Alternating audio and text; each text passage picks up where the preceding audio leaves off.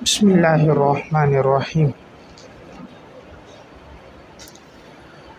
آج کے درس میں اردو فتاویٰ کا تذکرہ ہوگا۔ بر صغیر پاک و ہند میں جو فتاویٰ لکھے گئے اور وہ فتاویٰ اس وقت موجود بھی ہوں تو ان کی تعداد تقریباً 50 بنتی ہے۔ تو انشاءاللہ میں وہ 50 فتاویٰ کا مختصر تعارف آپ کے سامنے عرض کروں گا۔ ان میں سے بعض فتاویٰ تو وہ ہیں جو اردو زبان ہی میں لکھے گئے، اور بعض فتاویٰ وہ ہیں جو اگرچہ اردو زبان میں تو نہیں لکھے گئے، فارسی زبان میں لکھے گئے، لیکن ان کا اس وقت اردو ترجمہ موجود ہے، اور لکھنے والے چونکہ بر صغیر ہی کے علماء ہیں، اسی مناسبت سے میں نے ان کا تذکرہ کر رہا ہوں۔ تو ان میں سب سے پہلے نمبر پر وہ ہے فتاویٰ عزیزی۔ فتاویٰ عزیزی یہ در حقیقت حضرت شاہ عبدالعزیز محدث دہلوی رحمۃ اللہ علیہ متوفہ 1239 ہجری کے فتاویٰ ہیں۔ شاہ عبدالعزیز محدث دہلوی رحمہ اللہ کا اصل نام عبدالعزیز تھا، اور تاریخی نام ان کا غلام حلیم ہے۔ تاریخی نام ہے غلام حلیم،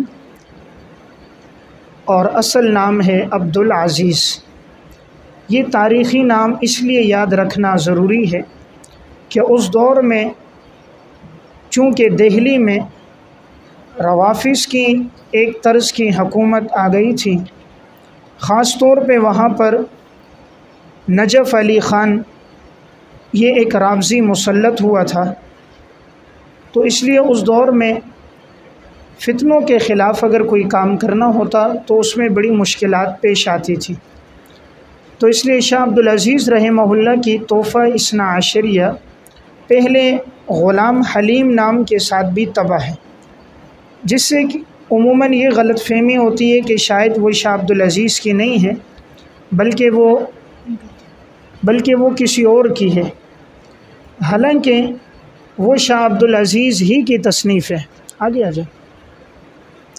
حالانکہ وہ شاہ عبدالعزیز ہی کی تصنیف ہے، لیکن وہ غلام حلیم نام کے ساتھ اس لیے اس کتاب کا تذکرہ کیا کہ اس دور میں فتنوں کا ماحول تھا، تو اس فتنوں کے دور کے اندر اگر اسے اصل نام کے ساتھ طبع کیا جاتا تو بڑی مشکلات سامنے آ جاتی، اسی لیے اس میں نام لکھا گیا غلام حلیم۔ تو بعض علماء اس کو تعبیر اس سے کر دیتے ہیں کہ وہ شاہ عبدالعزیز کی نہیں ہے، انہوں نے صرف تصدیق کی ہے، حالانکہ یہ بات درست نہیں ہے۔ تحقیقی بات یہی ہے کہ وہ کتاب شاہ عبدالعزیز ہی کی ہے، البتہ حالات کے تقاضے کے مطابق کبھی کبھی وہ اس پر اپنا تاریخی نام لکھتے تھے، جو آپ کا نام تھا غلام حلیم۔ شاہ عبدالعزیز کا سلسلہ نسب حضرت عمر رضی اللہ تعالیٰ عنہ تک پہنچتا ہے۔ آپ کی ولادت 25 رمضان المبارک 1159 ہجری کو جمعرات کے دن ہوئی ہے۔ اللہ تعالیٰ نے حافظہ اور ذہانت خوب عطا فرمائی تھی۔ انہوں نے قرآن کریم کو حفظ کرنے کے بعد ابتدائی تعلیم انہوں نے حاصل کی، اور 11 سال کی عمر تک انہوں نے ابتدائی تعلیم مکمل کر دی تھی۔ پھر اس کے بعد 15 برس کی عمر تک جملہ علوم جتنے بھی تھے عربیت کے انہوں نے وہ تمام حاصل کر دیے۔ 15 سال کی عمر میں تمام علوم پر اللہ تعالیٰ نے ان کو دسترس دے دی، اور جب یہ 17 سال کی عمر کو پہنچے ہیں تو ان کے والد شاہ عبدالعزیز شاہ ولی اللہ رحمہ اللہ متوفہ 1176 ہجری کا انتقال ہو گیا۔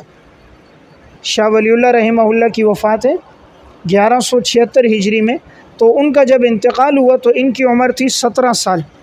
تو پھر یہ اپنے والد صاحب رحمہ اللہ کی مسند پر یہ بیٹھے، اور پھر انہوں نے قرآن کریم کی تفسیر اور حدیث کا درس اور فقہ کے مسائل بتانا انہوں نے شروع کیے۔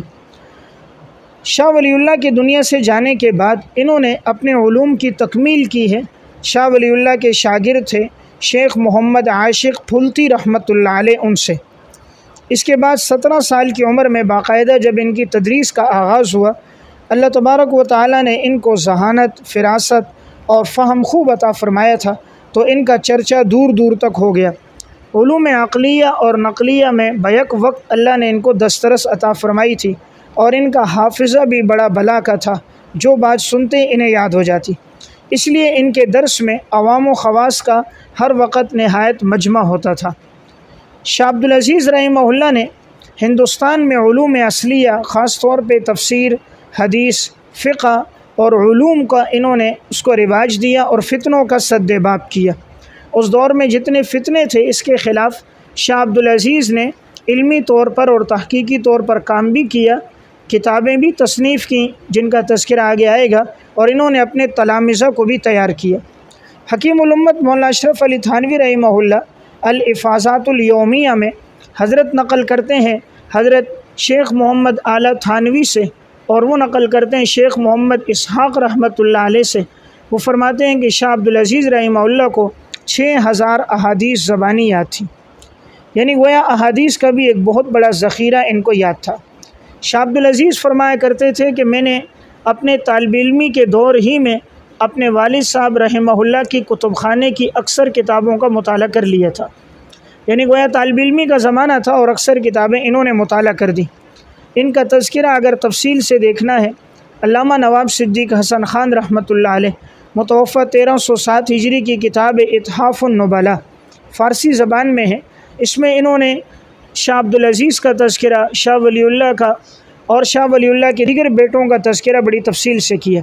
اللہ تعالیٰ نے اس پورے خاندان کو ہندوستان میں پیدا ہی گویا اس کام کے لیے کیا تھا کہ یہ قرآن و سنت اور فقہ کی تعلیم کو یہ لوگ ترویج دیں۔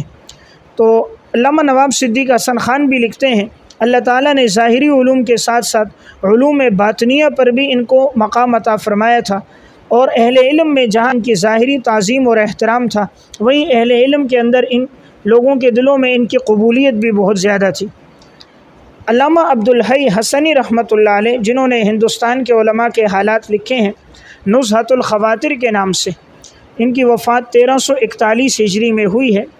انہوں نے جب شاہ عبدالعزیز کا تذکرہ شروع کیا تو ان القابات کے ساتھ الشیخ الامام العالم الکبیر العلامہ المحدث عبدالعزیز بن ولی اللہ، یعنی ان بلند و بالا القابات کے ساتھ انہوں نے ان کا تذکرہ کیا ہے، اور پھر یہ بھی لکھا کہ لقبہ بعضهم سراج الہند و بعضهم بحجت اللہ فی الارض، یعنی بعض نے ان کو لقب دیا ہے حجت اللہ اور بعض نے ان کو لقب دیا کہ یہ سراج الہند ہے۔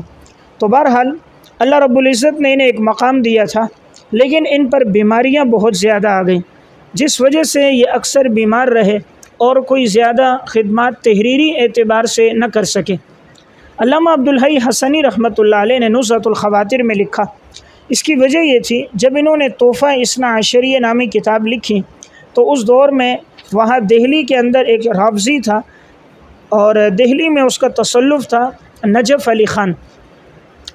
اس نجف علی خان بدبخت نے ایک تو یہ کیا کہ حضرت شاہ ولی اللہ رحمہ اللہ کی یہ جو کلائیاں ہیں، ان کلائیوں میں جو ہڈی ہوتی ہے جس کی مدد سے انسان لکھتا ہے، اس نے حضرت کے ان دونوں پونچھوں کو نکلوا دیا تھا، اس لیے شاہ ولی اللہ اس کے بعد کوئی تحریر نہ لکھ سکے۔ شاہ عبدالعزیز کو بھی 2 مرتبہ چھپکلی کو مار کر اس کا زہر ان کو کھانے میں دیا گیا، انہیں معلوم نہ ہوا، اس زہر کا اثر بھی شاہ عبدالعزیز کے جسم پہ باقی رہا، اسی لیے ان کو برس کی بیماری بھی ہو گئی، جذام کی بیماری بھی ہو گئی، دیگر بھی بہت ساری بیماریوں میں یہ مبتلا ہو گئے، لیکن اللہ تعالیٰ نے حافظہ، ذہانت، استعداد، صلاحیت ان کو بلا کی عطا کی تھی۔ اگر یہ بیماریوں میں مبتلا نہ ہوتے اور یہ تحریری اعتبار سے جو ان کی تفسیر ہے فتح العزیز، اسے اگر یہ مکمل کر دیتے یا دیگر علوم پہ یہ قلم اٹھاتے تو ان کتابوں کی نظیر دنیا میں نہ ملتی۔ ہر دور میں اہل باطل کا یہ طریقہ رہا ہے کہ اگر اہل سنت میں کوئی عالم زیادہ دینی خدمات کر رہا ہو تو یا وہ جادو کے ذریعے، سحر کے ذریعے، اور یا انہی کے افراد کو خرید کر ان کے ذریعے سے ان کو نقصان پہنچا دیتے۔ تو شاہ عبدالعزیز کے ساتھ بھی اسی طرح ہوا، اور ان پر بڑی سختیاں آئی، ان کے والد صاحب پر بھی۔ پھر یہ جو بدبخت رافضی تھا نجف علی خان، اس نے حضرت شاہ رفیع الدین کو بھی جلاوطن کیا، شاہ عبدالعزیز کے درس پہ بھی انہوں نے پابندیاں لگوائیں۔ بہرحال شاہ عبدالعزیز رحمۃ اللہ علیہ اپنے دور کے اہل علم میں اللہ نے ان کو بڑی عزت دی تھی۔ مرزا مظہر جانے جانان رحمۃ اللہ علیہ، ان کو بھی جو شہید کروایا تھا وہ اسی نجف علی خان نے، اس لیے اس دور میں جو علماء دینی خدمات کر رہے تھے ان کو یکے بعد دیگرے شہید کرنا اور مختلف اذیتوں اور تکلیفوں میں ڈالنا، یہ اس شخص کا کام رہا۔ تو شاہ عبدالعزیز رحمہ سے اللہ تعالیٰ نے بڑی دینی خدمات لی ہیں۔ اس وقت جو ان کی مطبوعہ کتابیں ملتی ہیں وہ تقریباً تصانیف میں ان کی 7 کتابوں کا تذکرہ ملتا ہے۔ شاہ عبدالعزیز کی جو مطبوعہ کتابیں ہمیں ملتی ہیں ان کے تعداد 7 ہیں۔ ان میں سب سے پہلے نمبر پر شاہ عبدالعزیز رحمہ اللہ کی کتاب ہے تحفہ اثنا عشریہ۔ شاہ عبدالعزیز رحمہ اللہ نے یہ کتاب 1240 ہجری میں تصنیف کی اور یہ کتاب فارسی زبان میں ہے، اور رد روافظ پر یہ کتاب سب سے مفید کتاب ہے۔ اس کتاب کی اہمیت کا اندازہ اس سے لگایا جا سکتا ہے کہ علامہ قاسم نانوتوی رحمۃ اللہ علیہ متوفہ 1297 ہجری فرماتے تھے تحفہ تو تحفہ ہے، اور حضرت نے جو اپنی کتاب لکھی ہے ہدیۃ الشیعہ، حضرت نے اس کتاب میں تحفہ اثنا عشریہ سے استفادہ کیا۔ تحفہ اثنا عشریہ میں انہوں نے روافظ کے فرقوں کا تذکرہ کیا، ان کی گمراہی کی وجوہات لکھی، ان کے باطل نظریات کا تذکرہ کیا، ان کا عقیدہ امامت اور عقیدہ بدع، عقیدہ رجعت اس کا ذکر کیا، اور وہ اہل سنت کو کس طرح دھوکہ دیتے ہیں۔ 100 سے زائد ایسے طریقے بیان کیے ہیں کہ جس کے ذریعے روافظ اہل سنت کے لوگوں کو دھوکہ دے کر اپنی باتوں کو، اپنی کتابوں کو کس طرح وہ اہل سنت میں مشہور کرتے ہیں، اپنے باطل نظریات کو ترویج کس طرح دیتے ہیں۔ بسا اوقات کوئی ان کا آدمی کتاب لکھ لیتا ہے اور لکھنے کے بعد اہل سنت کے بڑے عالم کی طرف منسوب کر کے اس کتاب کو تباہ کرا دیا جاتا ہے۔ لوگ سمجھتے ہیں وہ اہل سنت کے عالم کی کتاب ہے، حالانکہ اس کی کتاب نہیں ہوتی۔ تو ان کے ایسے کون کون سے طریقے رہے کہ جن طریقوں سے انہوں نے امت کو گمراہی میں ڈالا، شاہ عبدالعزیز نے ان سب کا تذکرہ کیا۔ اس لیے علماء نے اس کتاب کے بارے میں لکھا تھا کہ اگر اسے سونے کے پانی کے ساتھ لکھا جائے تب بھی اس کی قدر مکمل نہیں ہوگی۔ تو اتنی مفید اور علمی کتاب ہے یہ، تو اگر ممکن ہو اس کتاب کو اپنے مطالعے میں رکھا جائے۔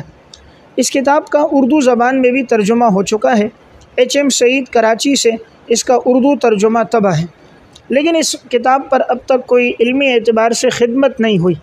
تو اگر کوئی تحفہ اثنا عشریہ کا جو ترجمہ ہے، اس ترجمے کو لے کر اس میں جو احادیث اور روایات ہیں ان کی تخریج کر دیں، اور جو کتب روافظ کے حوالے ہیں ان کو اصل کتابوں سے نقل کر دے۔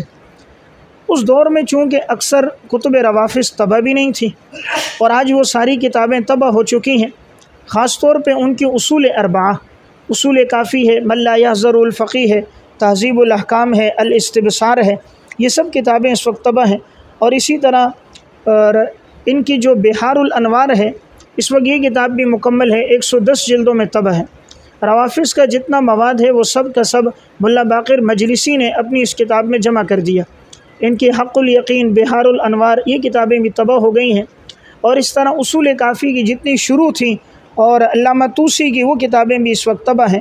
تو بہرحال اگر کوئی اس کتاب پر کام کرے اور روافظ کی کتابوں کے حوالوں کو اصل مراجع سے لکھ دیں، اور جن مصنفین کا تذکرہ آیا ہے اس کی مختصر سوانح لکھ دیں، اور حدیثوں کی تخریج کر دیں، روایات کا ترجمہ کر دیں، مشکل الفاظ کی وضاحت کر دیں، انشاءاللہ تو یہ نہایت مفید علمی کام ہوگا۔ لیکن یہ کام وہ کر سکتا ہے جس کو روافظ کی کتابوں کے بارے میں مکمل معلومات ہوں۔ اگر ایک آدمی کتب روافظ کو نہیں جانتا، یا اس فتنے سے واقفیت نہیں ہے، یا اس فتنے کی اصطلاحات سے واقفیت نہیں ہے، تو اس کتاب کی کما حق وہ خدمت نہیں کر سکے گا۔ تو بہرحال یہ ان کی بڑی مفید کتاب ہے تحفہ اثنا عشریہ۔ اثنا عشریہ یہ اشارہ ہے 12 ائمہ کی طرف، چونکہ روافظ میں اس وقت ایک گروہ ہے جس کو کہتے ہیں اثنا عشریہ، جو 12 ائمہ کا قائل ہے، اور یہی گروہ اور جماعت اس وقت ہندوستان پاکستان میں موجود ہے۔ ان کی دوسری کتاب ہے تفسیر عزیزی، جس کا اصل نام ہے فتح العزیز۔ یہ شاہ عبدالعزیز رحمہ اللہ نے اپنی بیماری کے ایام میں اسے املا کروایا تھا۔ اگر یہ خود اس کو تحریر کرتے تو یہ نہایت ہی مفید ہوتی۔ جب املا کروایا، وہ اس قدر علمی تصنیف ہے، تو اگر تصنیفی اعتبار سے خود اس کو لکھتے تو اس کا معیار بہت بلند ہوتا۔ اس سے اندازہ کیا جا سکتا ہے کہ ایک آدمی زبانی کتاب املا کروائے بغیر کتابوں کے مطالعے کے، مراجعت کے، تو اس کی ذہانت اور فطانت اور علمی گہرائی اور وسعت کس قدر ہوگی۔ شاہ عبدالعزیز نے یہ تفسیر املا کروائی۔ نزہۃ الخواطر میں یہ ہے کہ اس کی بہت ساری جلدیں ضائع ہو گئیں۔ اس وقت جو موجودہ تفسیر عزیزی ہے وہ 3.25 سپاروں میں ہے، 29واں اور 30واں سپارہ مکمل ہے، اور پہلا سپارہ ہے، دوسرا سپارہ 1 پاؤ ہے، ایام معدودات تک ہے، اس کے بعد کا حصہ اس وقت موجود نہیں ہے۔ اس لیے علامہ عبدالحی حسنی فرماتے ہیں نزہۃ الخواطر میں ان کے ترجمے میں، وَأَمَّا مُصَنَّفَاتُهُ فَأَشْهَرُهَا تفسیر القرآن المسمى بفتح العزیز، ان کی تفسیروں میں مشہور جو کتاب ہے وہ فتح العزیز ہے، صنفہ فی شدت المرض ولحوق الضعف، اور انہوں نے اس کو اپنی بیماری کی سختی میں اور کمزوری کے ایام میں انہوں نے املا کر کے اس کتاب کو تصنیف کروایا، وهو فی مجلدات، اور یہ کئی جلدوں میں کتاب تھی، لیکن ضاع معظمها فی ثورۃ الہند، لیکن ہندوستان میں انقلاب ہند کے زمانے میں اس کا بہت بڑا حصہ ضائع ہو گیا، وما بقی منها الا مجلدان من اول و آخر، اب جو حصہ موجود ہے وہ 2 جلدیں ہیں، شروع کی جلد ہے اور آخر کی جلد ہے۔ علامہ انور شاہ کشمیری رحمۃ اللہ علیہ متوفی 1352 ہجری حضرت فرمایا کرتے تھے کہ اگر یہ تفسیر مکمل ہو جاتی تو اس تفسیر کی نظیر دنیا میں نہ ہوتی، یعنی اپنے اعجاز کے لحاظ سے یہ تفسیر تمام تفسیروں پر فوقیت رکھتی۔ یا لیت لو کمل هذا التفسیر علی هذا النمط البدیع، اگر یہ تفسیر اسی انوکھے انداز پر مکمل ہو جاتی، لقضى عنا حق تفسیر القرآن العظیم حسب مقدور البشری، تو گویا بشری تقاضے کے مطابق قرآن کریم کا حق ایک حد تک ادا ہو جاتا۔ یعنی اس سے اندازہ کرو کہ شاہ صاحب رحمہ اللہ کی علمی وسعت کتنی ہے، امام العصر رحمہ اللہ کا وسعت مطالعہ، کتابوں پر گہری نظر، تفسیروں کے بارے میں عمیق معلومات، یہ تو وہی واقف ہے جو شاہ صاحب کی زندگی سے واقف ہے۔ تو شاہ صاحب کا یہ جملہ کہ اگر یہ تفسیر مکمل ہو جاتی تو یہ تفسیر بڑی مفید ہوتی۔ اس تفسیر پر بھی اب تک کوئی علمی کام نہیں ہوا۔ ساتھی کہتے ہیں نا جی سب موضوعات پہ کام ہو گیا، کوئی موضوع نہیں بچا، تو رابطہ کریں تو میں انشاءاللہ سینکڑوں موضوعات ایسے عرض کر دوں جس پہ کام نہیں ہوا۔ یہ تفسیر پر اب تک کوئی کام نہیں ہوا، اس کا صرف ترجمہ شائع ہے HM سعید سے، 4 جلدوں میں اس کا ترجمہ موجود ہے، HM سعید نے اسے طبع کیا۔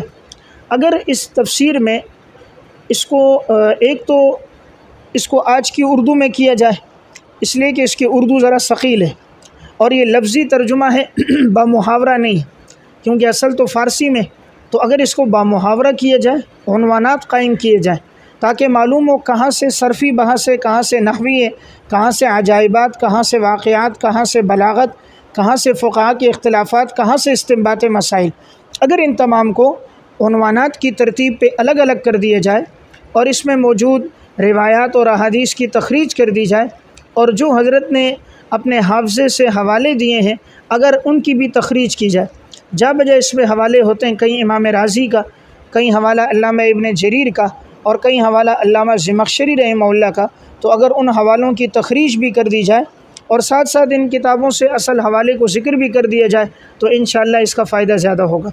تو بہرحال یہ بڑی مفید ہے۔ اس کا جو آخری سپارہ ہے اس پر تو کام ہوا ہے، ادارہ اسلامیات لاہور سے طبع ہے، حضرت مولانا محمد ثاقب صاحب، انہوں نے آخری جو امہ سپارہ ہے تو اس میں انہوں نے عنوانات قائم کیے ہیں، ترجمہ ساتھ ذکر کیا ہے اور عبارت کو سہل کیا ہے۔ تخریج تحقیق کی تو اب بھی اس میں کمی ہے، البتہ استفادہ اب اس سے آسان ہو گیا بنسبت HM سعید کے نسخے سے، اس سے استفادہ بہت مشکل ہوتا ہے، تو اب امہ سپارے سے استفادہ تو آسان ہے۔ اگر اسی طرح یہ پورے 3.25 سپاروں پر اسی اعتبار سے کام ہو جائے تو انشاءاللہ یہ نہایت مفید کام ہوگا۔ شاہ عبدالعزیز رحمہ اللہ کی تیسری ایک کتاب ہے بستان المحدثین، اس میں انہوں نے اختصار کے ساتھ حضرات محدثین کا تعارف کیا ہے اور ان کی اہم کتابوں کا تذکرہ کیا ہے، اور محدثین کی مختصر سوانح بھی لکھی ہے۔ یہ کتاب بھی فارسی زبان میں HM سعید سے طبع ہے، اور اس کے ساتھ اس کا اردو ترجمہ بھی طبع ہو چکا ہے۔ HM سعید کے نسخے میں ایک طرف فارسی ہے اور دوسری طرف اردو ترجمہ ہے، تو اگر کوئی فارسی نہ پڑھ سکے تو اردو میں ترجمہ مطالعہ کر لے، مفید کتاب ہے۔ اور یہ عربی میں بھی یہ کتاب شائع ہو چکی ہے کہ فارسی زبان کو عربی زبان میں بھی شائع کیا ہے، تو مولانا محمد اکرم ندوی صاحب ہیں تو عربی زبان میں انہوں نے کیا، وہ کتاب بھی طبع ہے۔ ایک یہ کتاب ہے بستان المحدثین، اور ایک یاد رکھیں کتاب کا نام ہے بستان العارفین۔ بستان العارفین وہ کتاب ہے امام نووی رحمۃ اللہ علیہ متوفی 676 ہجری کی، اور بستان العارفین کا جو عنوان ہے اس میں انہوں نے اپنے دور کی حکایات، واقعات، سلف کے واقعات، اپنے اساتذہ کے واقعات اور دیگر حدیث سے متعلقہ مباحث، خاص طور پہ امام نووی نے بستان العارفین میں وہ واقعات لکھے ہیں کہ جنہوں نے احادیث مبارکہ کی معاذ اللہ گستاخی کی یا حدیثوں کو جانچا اور آزمایا تو اللہ نے ان کو دنیا میں کیا کیا سزائیں دی۔ تو میں نے اس سے چند واقعات سلف صالحین میں نقل کیے ہیں، تو اگر ممکن ہو تو آپ بستان العارفین بھی اپنے مطالعے میں رکھیں۔ یہ جو مشہور واقعہ ہے وہ اسی کتاب میں ہے کہ ایک محدث جو حدیث پڑھا رہے تھے اور انہوں نے حدیث کے درس کے دوران یہ کہا کہ جہاں سے طلبہ گزرتے ہیں تو فرشتے ان کے پاؤں کے نیچے پر بچھاتے ہیں۔ تو ایک شخص نے یہ بات سنی تو اس نے انکار کر دیا، یہ کیسے ہو سکتا ہے؟ تو اس نے صبح اپنے یعنی ایسے جوتے پہنے نوکیلے، کہا جہاں سے یہ گزریں گے تو میں ان کے پروں کو توڑوں گا۔ تو پھر جہاں سے طلبہ کی جماعت گزری تو وہ زور زور سے پاؤں مارنے لگا کہ میں ان کے پر توڑوں گا۔ اسی وقت اس کے پاؤں شل ہو گئے، اللہ نے دونوں پاؤں سے طاقت لے لی، آخری عمر تک پھر وہ مفلوج رہا۔ تو یہ واقعہ امام نووی نے اس کتاب میں لکھا ہے۔ اسی طرح وہ جو روایت ہے کہ آپ نے سنی ہے، مشہور حدیث ہے کہ رسول اللہ صلی اللہ علیہ وسلم نے ارشاد فرمایا، اذا استيقظ احدكم من منامه فلا يغمسن يده في الاناء حتى يغسلها ثلاثا فانه لا يدري اين باتت يده۔ آپ نے فرمایا جب تم میں سے کوئی بیدار ہو جائے تو وہ اپنا ہاتھ برتن میں نہ ڈالے جب تک دھو نہ لے، اس لیے کہ اسے معلوم نہیں اس کے ہاتھ نے رات کہاں گزاری۔ اب ایک محدث نے حدیث بیان کی تو ایک بدبخت تھا، اس نے یہ کہا مجھے معلوم ہے کہ میرا ہاتھ رات کو جو رات گزارتا ہے وہ معاذ اللہ دبر میں گزارتا ہے، یعنی قضائے حاجت کی جگہ میں ہاتھ گزارتا ہے۔ اس نے حدیث کی گستاخی کی، چلا گیا۔ پھر یہ شخص جب صبح اٹھا ہے تو اس کا ہاتھ کلائی تک اس کی قضائے حاجت کی جگہ میں گھس گیا تھا، اور پھر یہ جہاں سے گزرتا تھا اس کے دونوں ہاتھ اس پخانے کے مقام پہ تھے، تو لوگ اس کو کھینچ کے نکالتے تھے لیکن وہ ہاتھ نکلتا نہیں تھا، تو اللہ نے موت تک اس طرح اس کو رسوا اور ذلیل کیا۔ اس لیے حضور کی حدیثوں کو کبھی آزمانا نہیں چاہیے، آپ صلی اللہ علیہ وسلم کے کسی ارشاد کو جانچنا نہیں چاہیے۔ آپ نے جو فرمایا وما ينطق عن الهوى ان هو الا وحی یوحی، ہماری ناقص سمجھ میں آئے نہ آئے امام الانبیاء کا ہر ارشاد برحق ہے۔ تو امام نووی نے اس میں متعدد اس قسم کے واقعات ذکر کیے ہیں۔ اسی طرح وہ ایک مشہور واقعہ ہے جو دیگر محدثین نے بھی نقل کیا۔ تحفۃ الاحوذی میں علامہ عبدالرحمن مبارک پوری نے، مولا علی قاری رحمۃ اللہ علیہ مرقات المفاتیح میں، اور اسی طرح دیگر شارحین نے بھی اس کو ذکر کیا ہے کہ ایک محدث حدیث پڑھایا کرتے تھے اور اپنے سامنے پردہ لٹکاتے تھے۔ تو ایک دفعہ تلامذہ نے خواہش ظاہر کی کہ اپنے استاد سے کہ ہم آپ کا چہرہ دیکھنا چاہتے ہیں۔ استاد نے پہلے تو منع کیا، لیکن جب تلامذہ نے اصرار کیا تو انہوں نے جب کپڑا ہٹایا تو دیکھا تو استاد کا چہرہ گدھے کی صورت میں مسخ تھا۔ تو انہوں نے پوچھا یہ کیا ہوا، تو استاد نے واقعہ سنایا، وہی روایت کہ آپ صلی اللہ علیہ وسلم نے فرمایا کہ امام سے پہلے کوئی سر نہ اٹھائے، کہیں اللہ اس کے سر کو گدھے کی صورت میں تبدیل نہ کر دے۔ تو کہتے ہیں میں نے آزمانے کے لیے کہ ایسا ہوتا ہے یا نہیں ہوتا، یہ گویا معاذ اللہ حضور نے ویسے فرمایا، تو جانچنے اور آزمانے کے لیے کیا تو اللہ تعالیٰ نے گدھے کی صورت میں مسخ کر دی۔ ایک ہے عملی اعتبار سے کوتاہی، وہ تو الگ چیز ہے، ایک ہے حدیث کو جانچنا، پرکھنا، استہزاء کرنا، مذاق کرنا، یہ الگ چیز ہے۔ اس لیے جنہوں نے مذاق کیا ہے اللہ نے ایسے لوگوں کو سزائیں دی ہیں۔ علامہ ابن العماد حنبلی رحمۃ اللہ علیہ کی کتاب ہے شذرات الذہب فی اخبار من ذہب، اس میں انہوں نے واقعہ لکھا۔ علامہ ابن خلکان نے بھی وفیات الاعیان و انباء ابناء الزمان میں ایک شخص تھا ابو سلامہ کے نام سے معروف تھا، ابو سلامہ۔ تو ایک دفعہ ایک محدث نے یہ حدیث سنائی کہ رسول اللہ صلی اللہ علیہ وسلم نے فرمایا لولا ان اشق علی امتی لامرتهم بالسواک عند کل صلاۃ، اور ایک روایت میں عند کل وضوء ہے کہ مجھے امت کی مشقت کا اندیشہ نہ ہوتا تو میں انہیں مسواک کرنے کا حکم دے دیتا۔ تو وہ ایک بدبخت آدمی تھا، اس نے اپنی اظہار نیچے کی اور اپنی مسواک کو لے کر اپنی دبر میں مارا اور کہا یہ اس جگہ مارنے کے قابل ہے، منہ میں مارنے کے قابل نہیں، یعنی مسواک کا اس نے مذاق اڑایا۔ پھر یہ شخص چلا گیا، چند ایام ہی گزرے تھے کہ اس کے پیٹ سے ایک جانور اس کے قضائے حاجت کے راستے سے نکلا، تو اس نے اس کی آنتوں کو اندر سے کاٹ دیا تھا، تو وہ ساری آنتیں بھی پاخانے کے راستے سے نکل گئیں۔ اب یہ جہاں جاتا تھا وہ جانور اس کے پیچھے پیچھے ہوتا تھا۔ ایک بالش اس کی دم تھی اور اس کا اگلا جو حصہ تھا وہ خرگوش کی مانند تھا، اور جسم میں اس کی کوئی ہڈی موجود نہیں تھی، اور معمولی سے معمولی خلا ہوتی وہ نیچے سے گزر جاتا، دروازہ بند کرو تو وہ نیچے دروازے کے نیچے سے نکل آتا، جہاں یہ شخص جاتا تو وہ جانور اس کے پیچھے پیچھے جاتا تھا۔ تو یہ اس سے بڑا تنگ آ گیا، مارنے لگتا، وہ مرتا بھی نہیں۔ آخر پھر یہی ہوا کہ یہ شخص رات کو سویا ہے اور وہ اس کے سینے پہ چڑھا، اس کی آنکھیں بھی نکالی ہیں، اور بعد میں یہ یہی کہنے لگا کہ اس جانور نے مجھے مار دیا ہے۔ پھر اس کی موت واقع ہو گئی اور وہ اس کے جسم کے ساتھ تھا، تو کوئی قریب نہیں جاتا تھا کہیں ہمارے جسم کے ساتھ یہ چمٹ نہ جائے۔ تو پھر اس کی موت اس حالت میں ہوئی کہ لوگوں نے بڑے بڑے یعنی بانس لے لیے اور ایک گڑھا کھود کر اس کی لاش کو بانسوں کے ساتھ دھکا دے کے گڑھے میں ڈال دیا گیا۔ نہ کوئی جنازہ ہوا اور نہ تجہیز و تکفین کوئی ہو سکی، اور تو گویا اللہ نے اس کو یہ سزا دے دی کہ اس نے حدیث کا مذاق اڑایا۔ یہ واقعات میں نے سلف صالحین میں لکھے ہیں، آپ کو ذوق ہو وہاں حوالہ موجود ہے۔ تو یہ بات میں نے یہاں سے عرض کی کہ ایک کتاب تو بستان المحدثین ہے اور ایک کتاب ہے بستان العارفین، اور وہ کتاب ہے امام نووی رحمۃ اللہ علیہ کی۔ اس لیے حدیث جب بھی سامنے آئے، آج کل دیکھنے میں یہ آتا ہے عموماً طلبہ میں یا جو نئے نئے فضلاء ہوتے ہیں حدیث کو اہمیت نہیں دیتے۔ حدیث جب بھی آ جائے فوراً سر جھکا دینا چاہیے۔ آپ کا فرمان جب بھی آئے صلی اللہ علیہ وسلم، حضور کا جو ارشاد آئے تو کبھی ہنسی مذاق میں اس کو ٹالنا نہیں چاہیے۔ اللہ تعالیٰ کو سب سے زیادہ محبت تھی آپ صلی اللہ علیہ وسلم سے، اللہ کے ہاں محبوب حضور کی ذات ہے، اسی لیے اللہ نے پیمانہ یہ بنایا، قل ان کنتم تحبون اللہ فاتبعونی یحببکم اللہ۔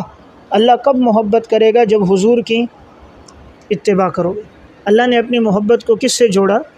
آپ صلی اللہ علیہ وسلم کی اتباع سے جوڑا، اس لیے اللہ تعالیٰ کو حضور بڑے محبوب ہیں، اسی لیے تو آپ کی ذات کی قسمیں اور آپ کی شخصیت کی قسمیں اور آپ پر اعتراض ہوتا تھا، اللہ تعالیٰ خود دفاع کرتے تھے۔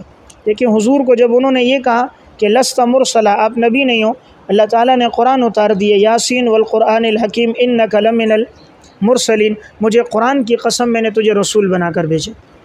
انہوں نے جب حضور سے کہا مجنون اور دیوانے ہو معاذ اللہ، اللہ نے قرآن اتار دیا، نون والقلم وما یسطرون ما انت بنعمت ربک بمجنون۔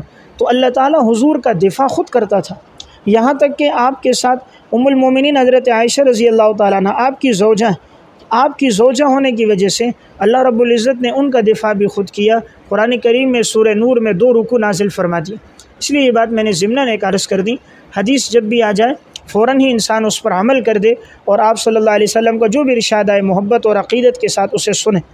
تو شاہ عبدالعزیز کی یہ تیسری کتاب ہے بستان المحدثین، جس میں محدثین کے مختصر حالات اور کتابوں کا مختصر تذکرہ ہے۔ چوتھی کتاب ہے ان کی عجالہ نافعہ۔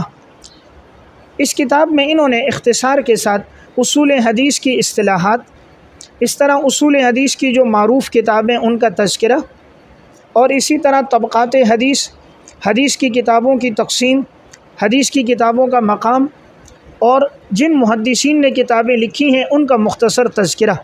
تو یہ بڑی مفید، مختصر اور مفید کتاب ہے، یعنی گویا ایک آدمی سابع اور دور حدیث پڑھنا چاہے تو اس کتاب کو اپنے مطالعے میں رکھ دیں۔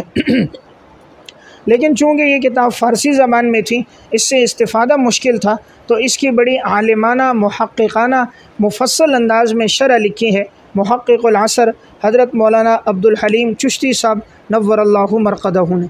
یہ شرح اس وقت چھپ چکی ہے، نہایت ہی مفید اور علمی شرح ہے، اس اعتبار سے کہ اس میں اگر کسی مصنف کا نام آتا ہے جیسے امام طبرانی کا، امام حاکم کا، تو اس مصنف کی مختصر سوانح لکھتے ہیں۔ اگر کتاب کا نام آتا ہے جیسے المستدرک علی الصحیحین ہے، یا نام آ جاتا ہے امام نسائی کے السنن الکبریٰ ہے یا بہقی کی، ان کتابوں کا تعارف لکھتے ہیں۔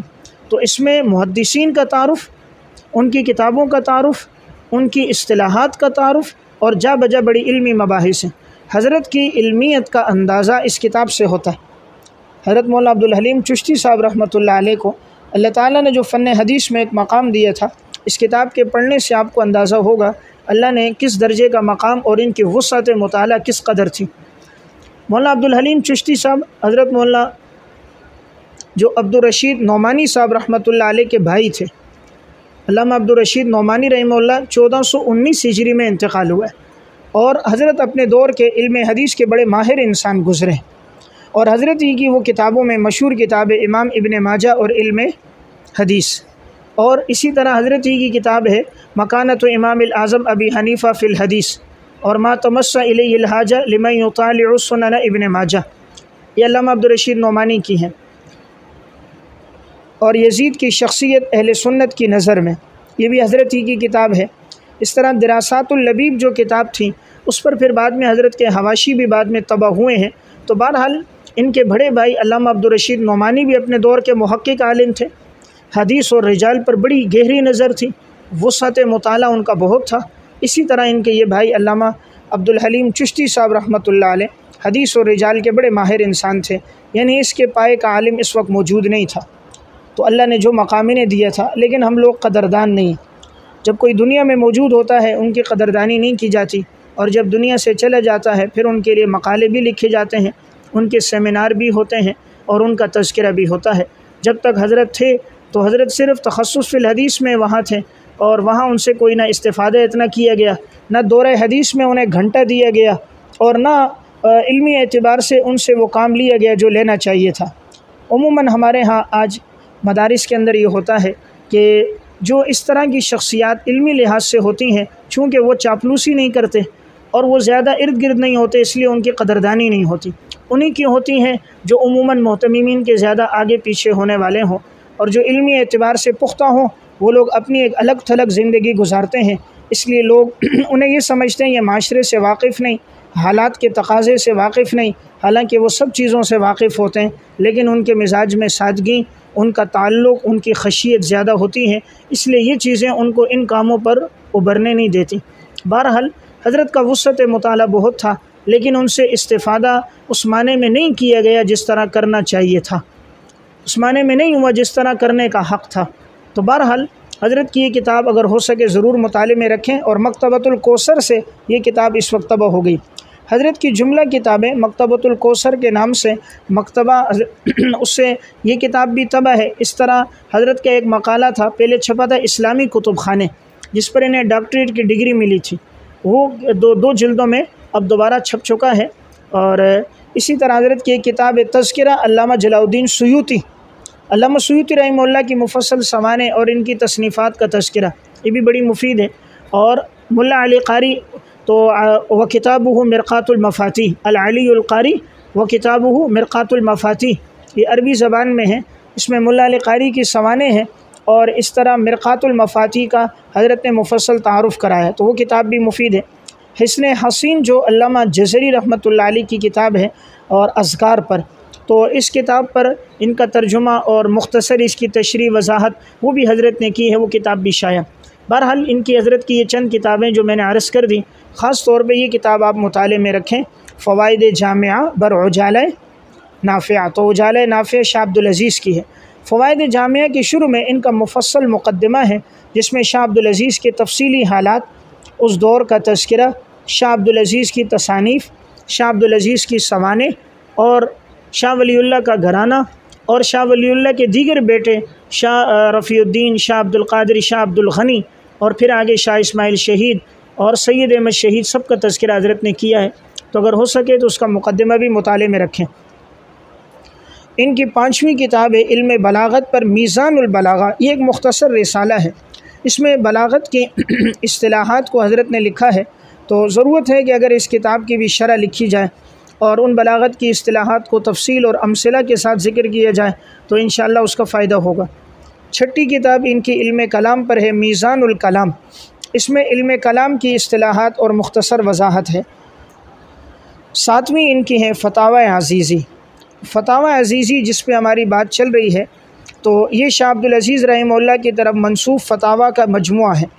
اس میں شاہ عبدالعزیز رحمہ اللہ نے فقہ، عقائد، تصوف، علم کلام کے مضامین پر یہ فتاوی مشتمل ہے۔ اس میں حضرت شاہ صاحب کے مختلف عنوانات پر رسائل بھی موجود ہیں، یعنی بعض عنوانات کا جواب اس طرح تفصیلی دیا کہ وہ مستقل ایک رسالے کی صورت اختیار کر گیا۔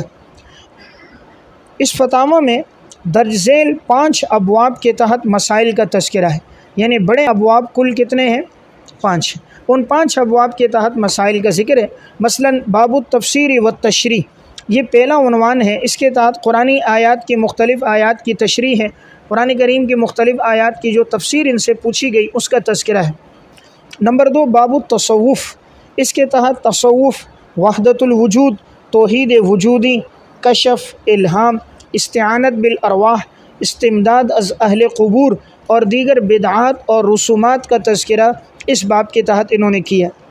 تیسرا باب ہے باب الخلافہ، اس کے تحت انہوں نے تفضیل شیخین، 12 خلفاء، ائمہ اثنا عشریہ، خلافت علی منہاج النبوہ اور دیگر امامت اور خلافت کے مسائل ذکر کیے۔ چوتھا باب العقائد ہے، اس کے تحت عقیدہ بدع، رؤیت باری تعالی، شفاعت انبیاء و شہداء اور علماء، عدالت صحابہ، واقع معراج، عصمت انبیاء، تکفیر اہل قبلہ، فرقہ امامیہ اور دیگر فرقوں کا ذکر کیا۔ پانچواں باب الفقہ ہے، اس کے تحت طہارت، نماز، روزہ، حج، جنازہ، نکاح، طلاق، بیع و شرع، رہن، ہبہ اور سود سے متعلق مسائل کا تذکرہ ہے۔ تو یہ فتاویٰ گویا ان 5 ابواب کے تحت جتنے مسائل آئے ہیں ان کا ذکر ہے۔ یہ فتاویٰ بھی فارسی زبان میں تھے اور ان کا اردو ترجمہ کیا ہے حضرت مولانا عبد الواحد صاحب غازی پوری رحمۃ اللہ علیہ نے 1322 ہجری میں۔ اب یہ ترجمہ مختلف عنوانات اور متنوع عنوانات کے تحت اسے سہل ترتیب کے ساتھ انہوں نے ایم سعید نے اس کو شائع کیا ہے، تو یہ 631 صفحات پر اب طبع ہوا ہے۔ لیکن اس فتوے پر بھی اب تک کوئی کام نہیں ہوا۔ فتاوی عزیزی کی اب تک نہ کوئی تحقیق ہوئی ہے، نہ تعلیق، نہ تخریج، اور نہ اس پر کوئی علمی انداز سے کام ہوا ہے۔ حالانکہ یہ فتویٰ بڑا مفید فتویٰ ہے، تو اگر اس پر بھی کام ہو جائے، یعنی ابتدا میں شاہ عبدالعزیز کی سوانح ہو، پھر جو انہوں نے مسائل لکھے ہیں، جو آیات ذکر کی ہیں ان کا ترجمہ، جو حدیثیں ہیں ان کی تخریج، جن ائمہ کے اور اکابر کے حوالے سے لکھا ہے ان کے حوالے اگر لکھ دیے جائیں اور ان کی مختصر سوانح حاشیے میں ذکر کر دی جائے تو انشاءاللہ یہ نہایت مفید ہوگا۔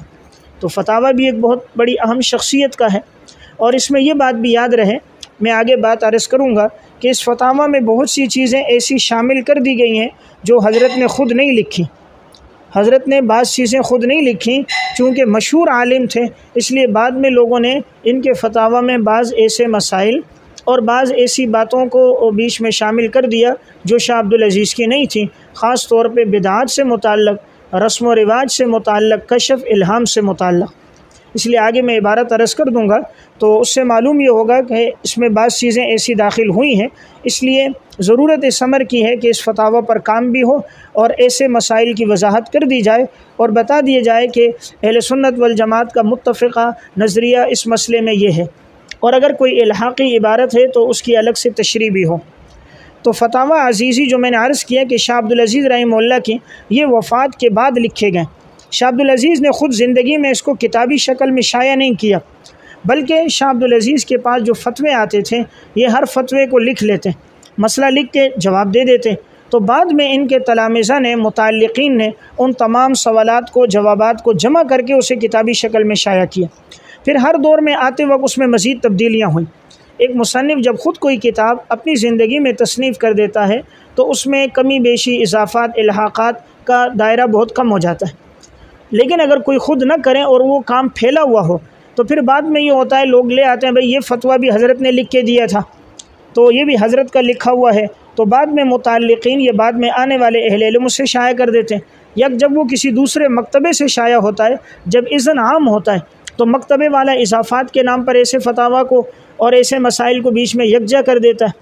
ایک تو ہے کوئی کتاب ایک مکتبے سے شائع، حقوق اس کے پاس ہوں، اس میں تو کمی بیشی کا امکان نہیں رہتا، لیکن اگر ایک کتاب عمومی طور پہ طبع ہو رہی ہو اور تمام جگہوں سے طبع ہو رہی ہو تو اس میں کمی بیشی اور اضافات کا امکان باقی رہتا ہے۔ تو حضرت سے اس میں جو مسائل پوچھے گئے، بعض زبانی پوچھتے حضرت جواب دے دیتے، بعض تحریری طور پہ پوچھتے تب جواب دے دیتے۔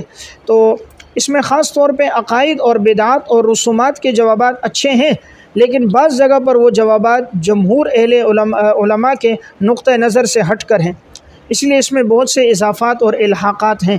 تو حضرت شیخ الاسلام حضرت مولانا مفتی محمد تقی عثمانی صاحب دامت برکاتہم، حضرت کی کتاب ہے اصول الافتاء و آدابہ، اس میں الاصل الخامس، تو صفحہ 216 اور 17 میں ہے۔